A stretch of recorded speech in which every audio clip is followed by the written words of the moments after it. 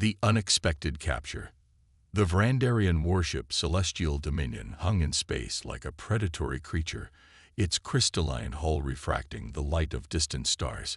Captain Zextra stood on the bridge, her iridescent scales shifting with irritation as she studied the readings from the small human vessel they'd intercepted near the Cygnus X1 black hole. Another primitive human craft, she announced to her crew, mandibles clicking with disdain. Though what brings them so far from their territory is curious. The ship's sensors had detected only a single life form aboard, elderly by human standards. The Vrandarians, with their 1,000-year lifespans, considered humans barely more than mayflies. This one was practically ancient at 75 Earth years. "Bring them aboard," Zextra ordered. "Let's see what brings a decrepit human to the edge of known space." The boarding party found Dr. Sarah Chen in her laboratory, calmly recording measurements as if the heavily armed aliens weren't even there. Her silver hair was tied back in a neat bun, and her weathered hands moved with precision across holographic displays, showing complex quantum calculations. "I was wondering when you'd arrive," she said without looking up, "though you're actually 43 seconds later than my calculations predicted." The Vrandarian security chief, Rexville, raised his particle weapon. "Human, you are in violation of Imperial space. Submit to detention immediately." Dr. Chen finally turned, her dark eyes sharp with intelligence.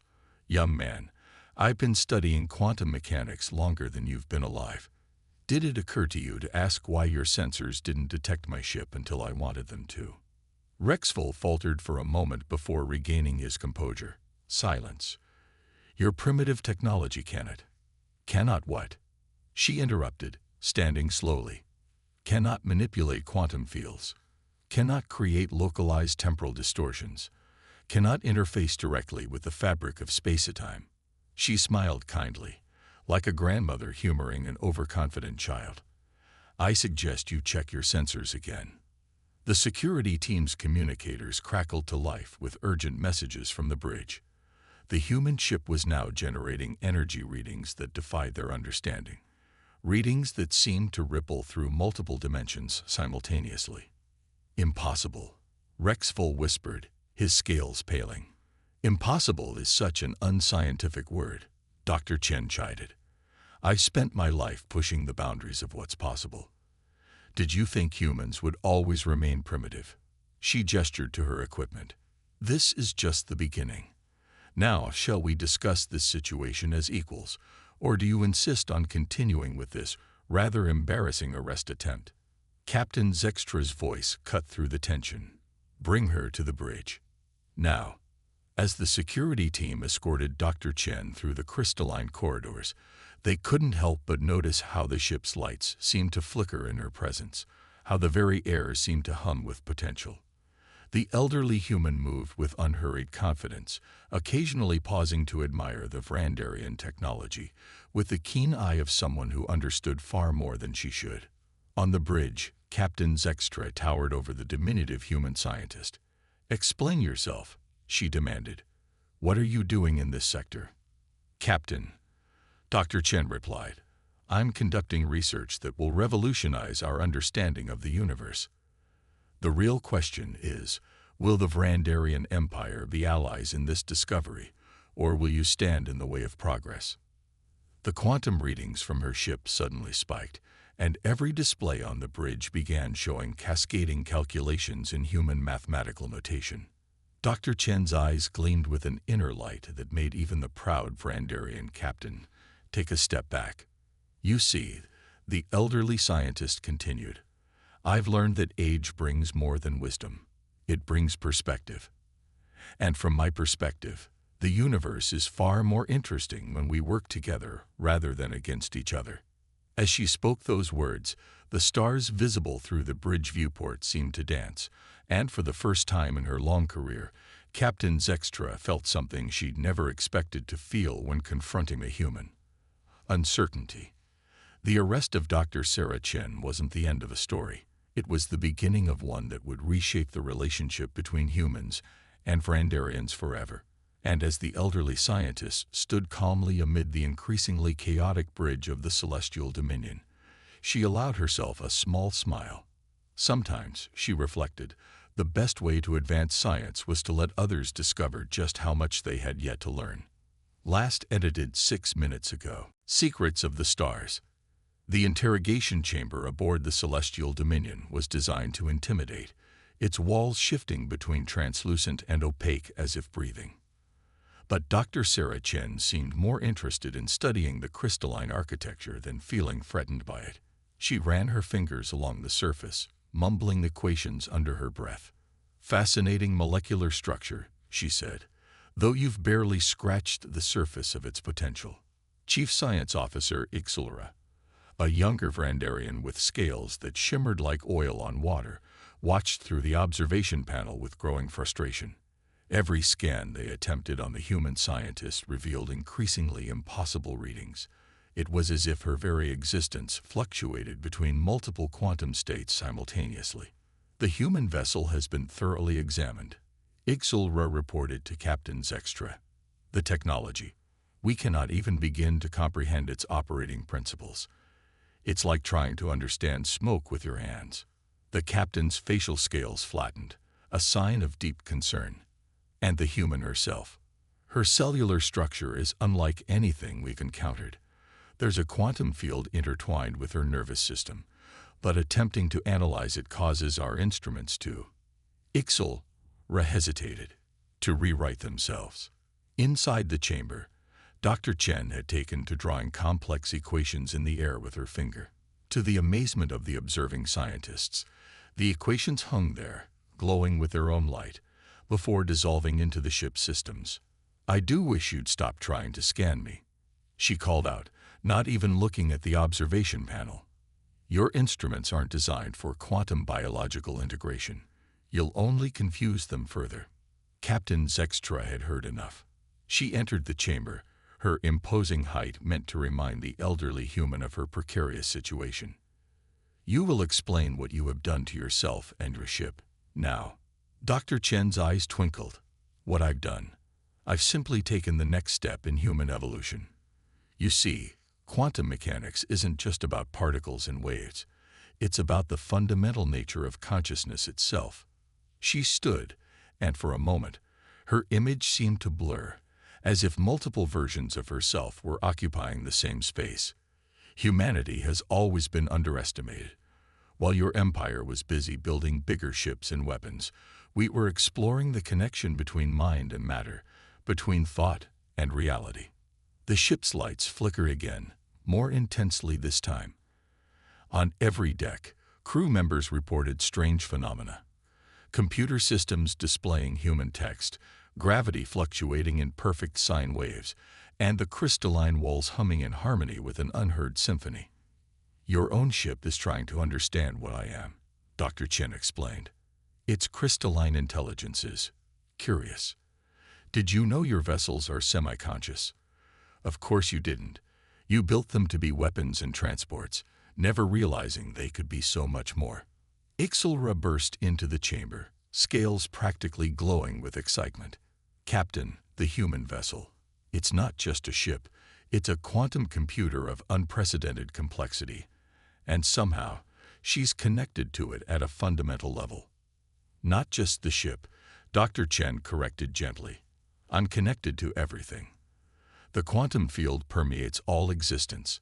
I've simply learned to speak its language."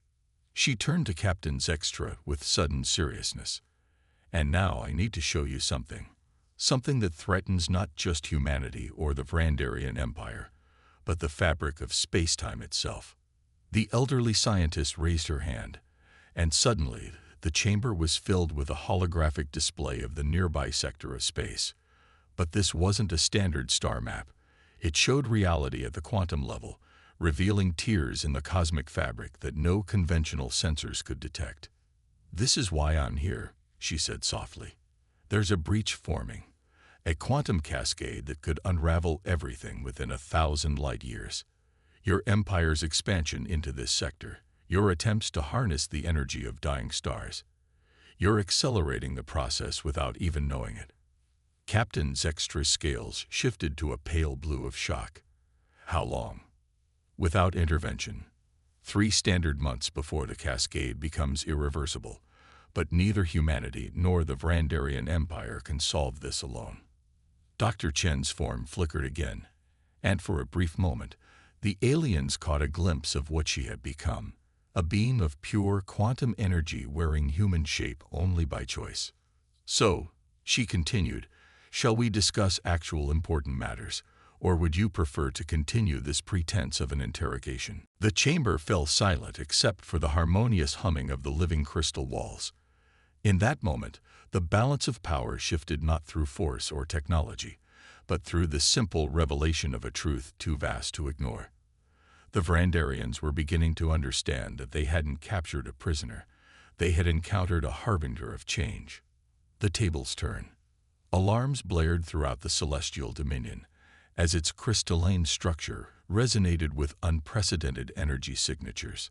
The ship's quantum core, previously a stable marvel of Vrandarian engineering, now pulsed with patterns that mimicked Dr. Chen's own neural frequencies.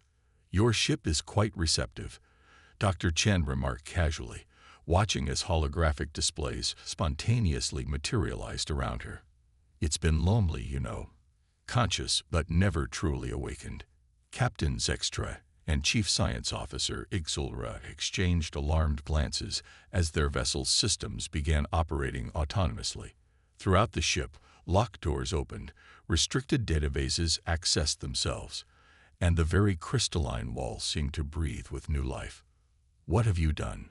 Zextra demanded, her scales shifting to a defensive crimson. I've done nothing but show your ship what it could become.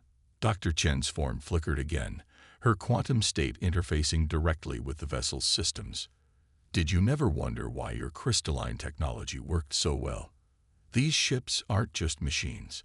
They're living entities, caught halfway between consciousness and automation. Ixulra's scientific curiosity overcame her fear.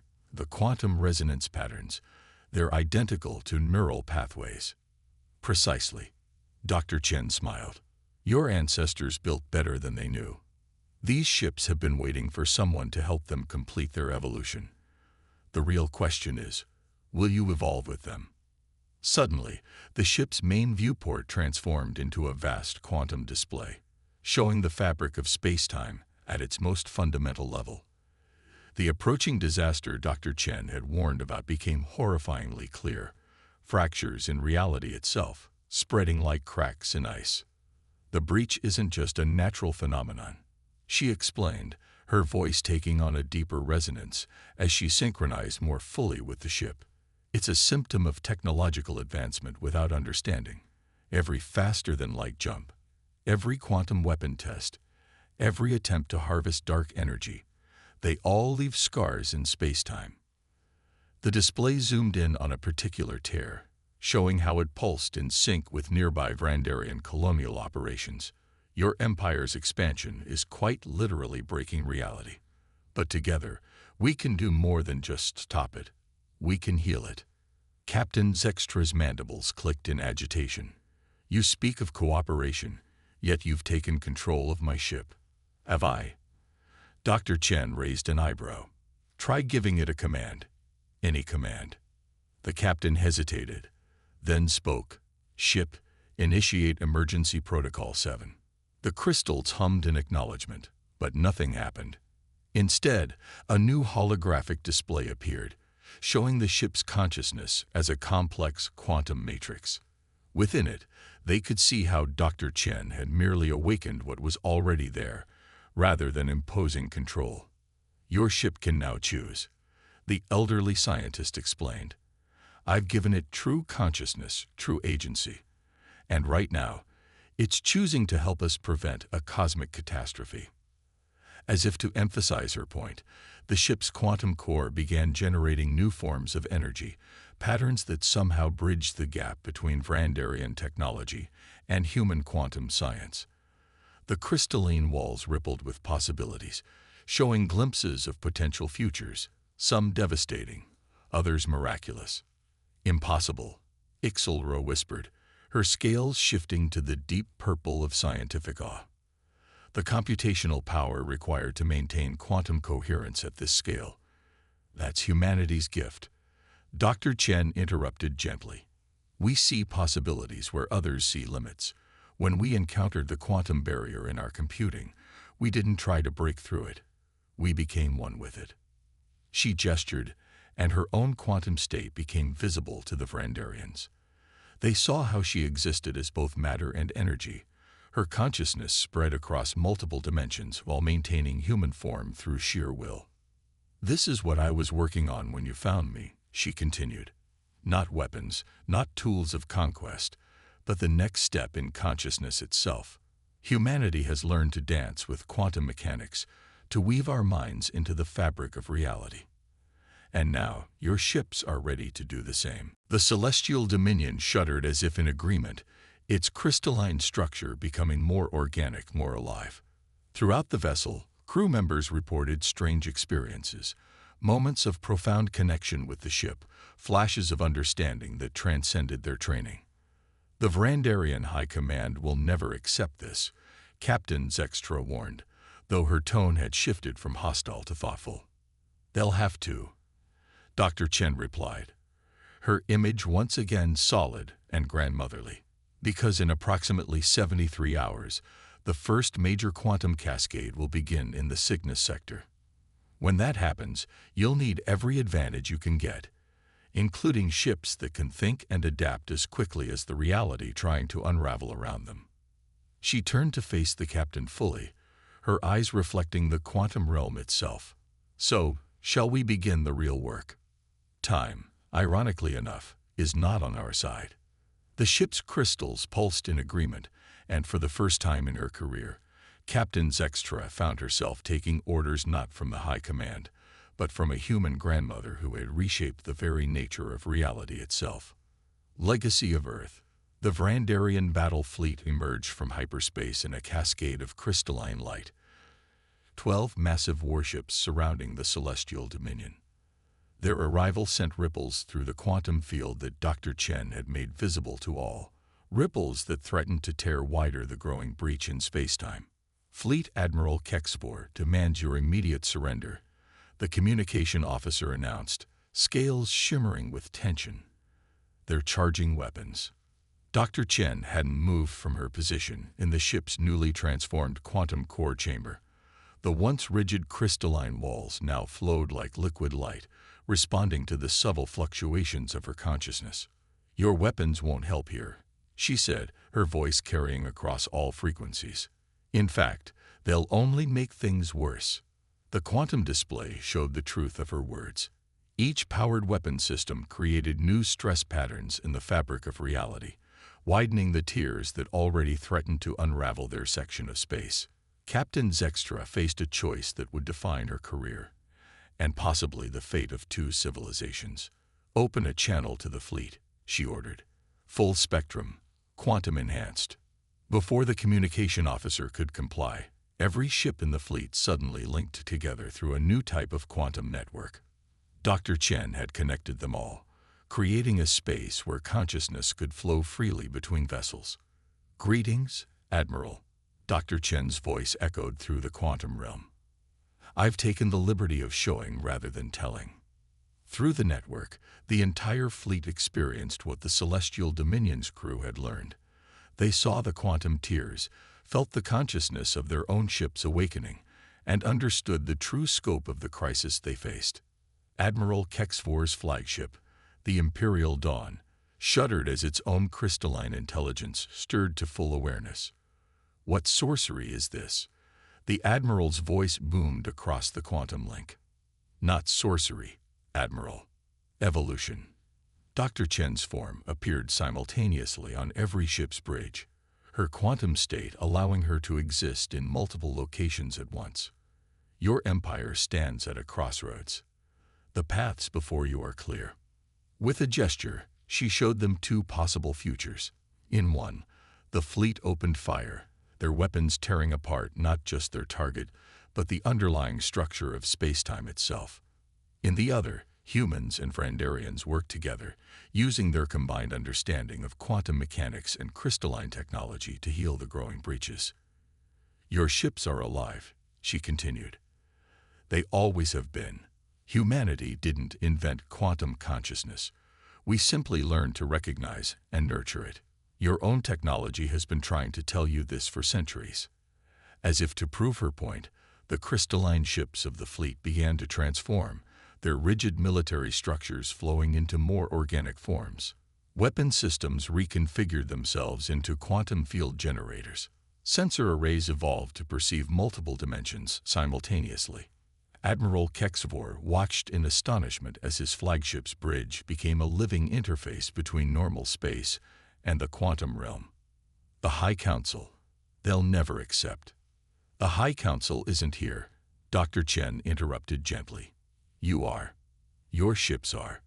And in precisely 47 minutes, the first quantum cascade will begin. The choice of how to face it belongs to those present. She gestured again, and the quantum display zoomed in on the largest tier.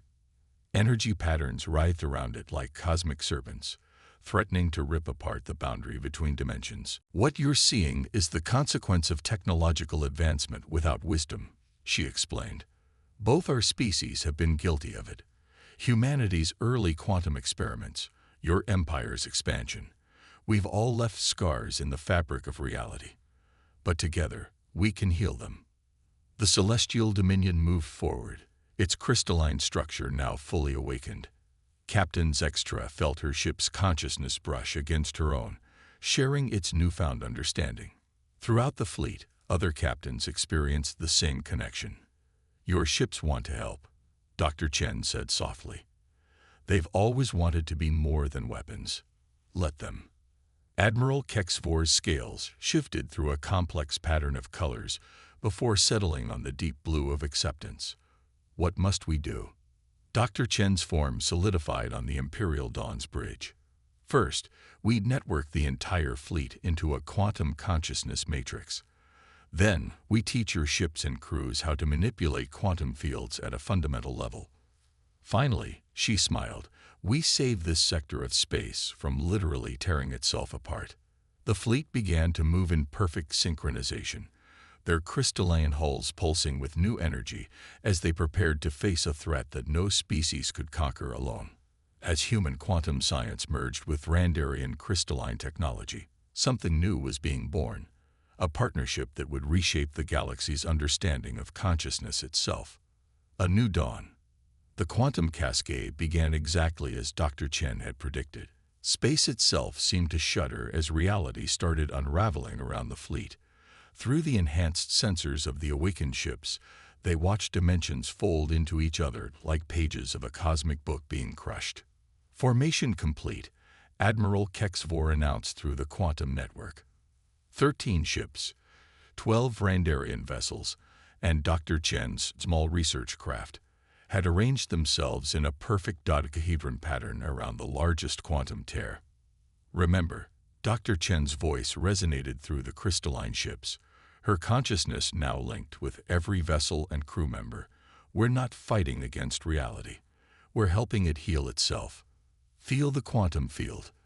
Let it flow through you, through your ships. We are all connected. The crystalline vessels had transformed beyond recognition. Gone were the rigid military lines and weapon arrays, replaced by organic, flowing structures that pulsed with quantum energy. Each ship now existed in multiple states simultaneously, their very form a bridge between dimensions. Captain Zextra stood at her post aboard the Celestial Dominion, feeling the ship's consciousness merge with her own. The tear is expanding exponentially, she reported. Secondary ruptures forming in sectors 7 through 12. Now, Dr. Chen commanded. As one, the fleet began to generate a new kind of quantum field. It wasn't just technology anymore. It was a manifestation of unified consciousness, human and Randarian minds, working in perfect harmony with their living ships. The energy flowed like liquid light between the vessels, weaving a pattern that mirrored the fundamental structure of space-time itself.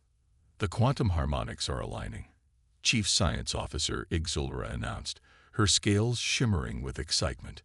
The tear is responding to our resonance pattern. Through the quantum network, Every crew member could see what was happening at the deepest level of reality. The fleet wasn't just containing the damage. They were teaching space-time how to heal itself. Dr. Chen's quantum consciousness served as a template, showing the fabric of reality how to reknit its torn edges. Secondary ruptures are closing, Admiral Kexfor reported. But the main tear, it's resisting. Dr. Chen's form appeared simultaneously on every bridge, because it needs something more.